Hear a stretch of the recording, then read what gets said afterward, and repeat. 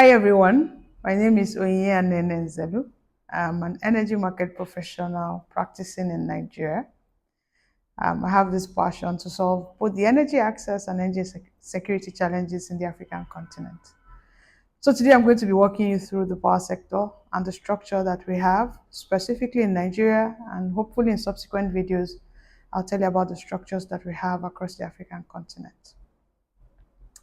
So power is generated, transmitted, and distributed like any other commodity that we have in the market. So like yam, like toothpaste, like rice. The generating stations are like the farmers who plant the yam seedlings and harvest them. And they're typically referred to as gencos. They are power plants who use different power generating technologies and techniques to generate power, with serious, engineering practices involved to generate power. The transmission system and the transmission system operators are like the big trucks, that carry the yams out of the farms to the city centers, to the big markets, like in Lagos to Mile 12 or in Abuja to Gariki market. And the distribution networks are like the dispatch riders, who bring this yam or this rice or whatever commodity to your houses. So the generating stations generate the power at the appropriate voltages and put it onto the grid. The transmission systems manage the evacuation or the transmission of this power from the generating stations, which are usually located outside the city centers. The chances are, in your commute, to your basic daily life, you've probably never seen a power plant because they're usually located outside the city centers. And then the transmission networks carry this bulk power at high voltages into the city centers. And then the distribution networks and network operators distribute this power, into the nooks and crannies and to the last mile customers to make sure power gets to our houses. It's usually said that the grid is the largest interconnected machine ever, because everything that I have explained now is what we refer to as the grid. So the generating plants, which in many instances are littered across the country. So there isn't one generating plant. For example, in Nigeria today, we have 28 generating plants that are connected and littered, from different states. We have the hydro power stations, the gas power stations in different states and different parts of the country. And it's all feeding power into the grid. The transmission networks, manage the algorithms that allow them to receive this power, of course, at the appropriate voltages and frequencies. And then also manage the algorithms that send the power down to the distribution network at a reduced voltage, or rather continues to reduce the voltage as it gets to the distribution network. And the distribution network operators also send this power or distribute this power to our individual houses. Now, every grid connected house is part of the grid. So it means that's what makes it the biggest interconnected machine, that across the over 11 million households that are connected to the Nigerian grid, we all participate in ensuring the stability of our grid. Imagine how complex that machine will be, that it has over 11 million input and output ports, because you can feed into the grid should we have the proper regulations and infrastructure. But imagine how complex that machine is, because there is a physical line that can be drawn from every grid connected house to every transmission and distribution station across the country.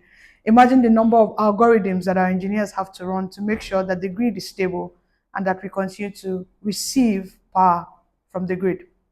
The second interesting thing about the grid and the power network is that power cannot be economically stored today bulk power cannot be economically stored today. So what that means is that the moment you turn on your light bulb or the moment you turn on your air conditioning in the house is the same moment that the power is generated, in a manner of speaking, right? So the power is not stored. So we have system operators who work with the transmission network operators and of course some distribution system operators who manage this fluctuation every time of the day, to know when the load or the consumption is increasing, to know when it's decreasing. And like any other commodity, manage the demand and supply in the market. Now, since power cannot be economically stored, it means that the moment you turn on the light bulb is the same moment that the power is generated. So something or someone has to transmit that information to the generating station or to any particular generating station to let them know that right now a light bulb has come on and you need to generate an additional 30 watts. Let's assume your light bulb is 30 watts. And if you choose to turn off your light bulb 5 minutes later, something or someone has to also transmit to the generating station to say you need to reduce your load by whatever the load capacity of that appliance was. Again, in this instance, 30 watts. So you can imagine the complexities that goes on into the real-time management of this demand and supply of power.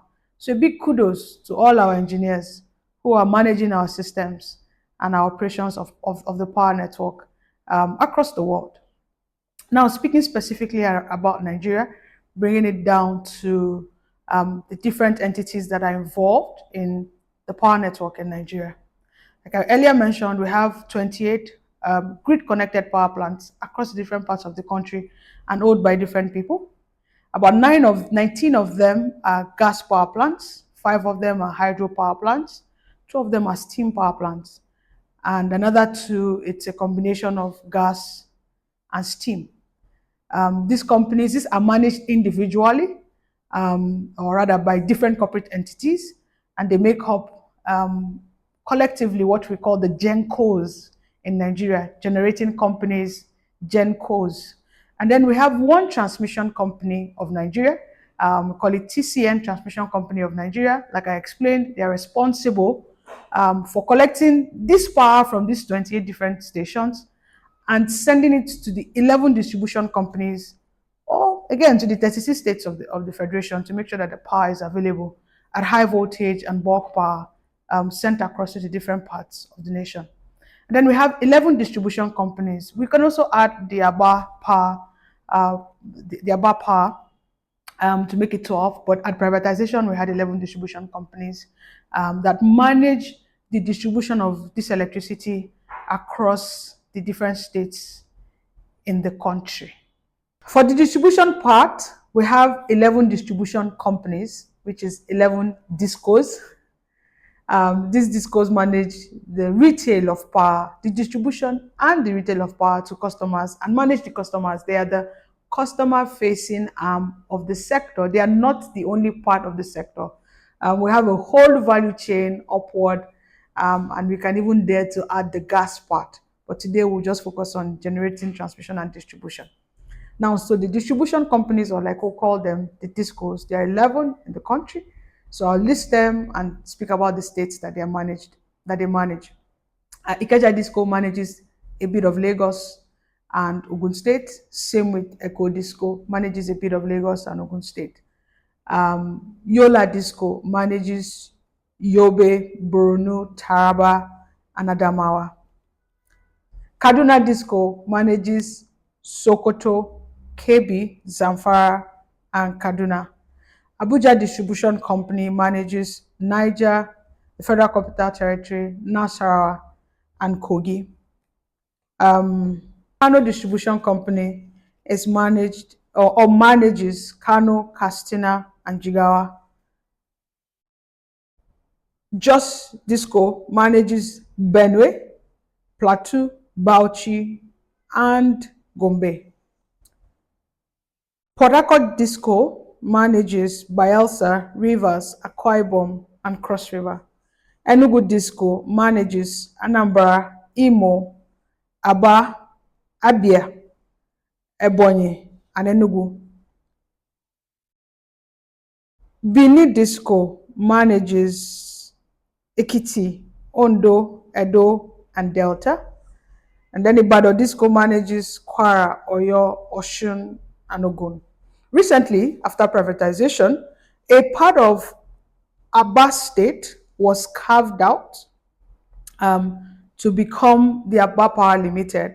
And in the manner of speaking, we can treat it as a disco. So we can say that we have 12 discos. It doesn't cover an entire state, uh, but has been carved out to be managed by the Aba Power Limited Electric.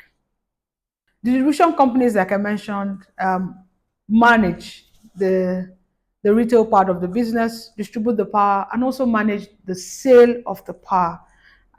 They're responsible for metering, of course, with the government to meter all the customers and to ensure customer satisfaction for the sector. That's it for today. Join me in my next video when I explain more about the structure of the Nigerian power sector. Thank you.